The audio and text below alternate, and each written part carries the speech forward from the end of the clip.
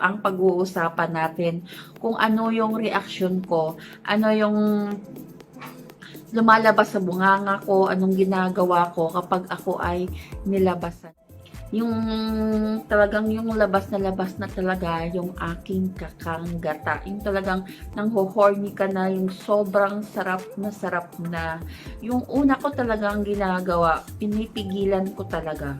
Pinipigilan ko talaga na yung lalabas na yung kakanggata ko, yung sobrang sarap na talaga ako guys. Yung talagang heaven na talaga.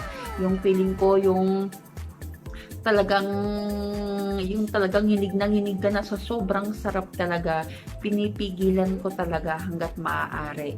Tapos kasi ayoko kasing labasan agad kasi kapag nabilis labasan parang wala namang ka-trail so parang hindi na ako gaganahan. Kasi kapag nilabasan na ako, hindi na ako gaganahan pa ulit. Parang ayoko na ng second round, third round. So yun, sinusulit ko talaga. Sinusulit ko kapag gusto kong yung horny na horny ako talaga.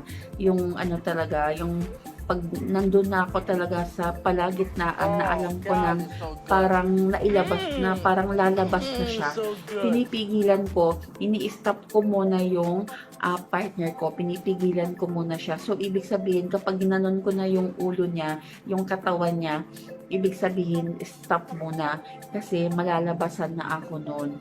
So, kung hindi ko man mapigilan sa aking mga kamay, sinasabi ko sa kanya na wag muna, stop muna. So, ayun, pahinga muna. Hindi naman pahinga na ang tagal. Pahinga lang ng mga ano lang, ng mga seconds lang naman.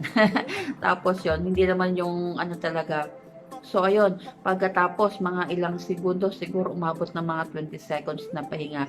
So, ayun na naman, umulit na naman. So, ayun, nagpapasarap na naman ako. Talagang kapag nandun na ako sa kasarapan talaga, ay talagang chef guys, napapa-chef talaga ako at talagang napapakagat labi talaga ako pagkatapos maingay ako pagdating kasi sa kama wild ako, maingay. So ayun, mahilig akong mag-ungol talaga. Kapag nasasarapan ako sa ginagawa sa akin, ay talagang napapaungol talaga ako. Yung alam mo yung, ganon guys, ganon ako umungol. Yung talagang grabe yung gusto mo yung, tapos nananabunot pa ako guys, nananabunot talaga ako kapag sobrang sarap talaga yung ginagawa sa akin. Lalo na kapag kinakain yung keke mo, yung kinakain yung pet mo. So, ayun. May mga iba kasi na babae hindi nagpapakain ng puwet. Tsaka may mga lalaki na hindi kumakain ng puwet kasi nga, parang naaano sila, yung parang hindi nila gusto, yung parang anti-D, so ganun.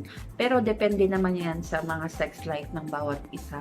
So ayun, so itong kinakwento ko ay sex life ko. So ayun, makinig lang kayong mabuti kung yun ang ginagawa ko. Yun ang ginagawa ko, talagang nananabuno talaga ako, napapashit talaga ako kapag sobrang sarap na ako, yung libog na talaga, yung ganun, yung hindi ko na alam kung ipuputok ko na ba to, tama na, ganun, ilalabas ko na ba. So gayon, kapag nandoon na talaga ako sa pinakadulo talaga, yung alam ko ng sarap na talaga ako, ay talagang sobrang yung kapit ko sa kanya, yung kapit ko sa mga katawan niya, sobra talaga. Minsan nga parang nasusugatan pa siya kasi doon ako humuhugot doon ko nilalabas yung sobrang sarap kasi talaga, ibang iba talaga yung mararamdaman mo kapag lalabas na yung kakanggata mo. So ayun,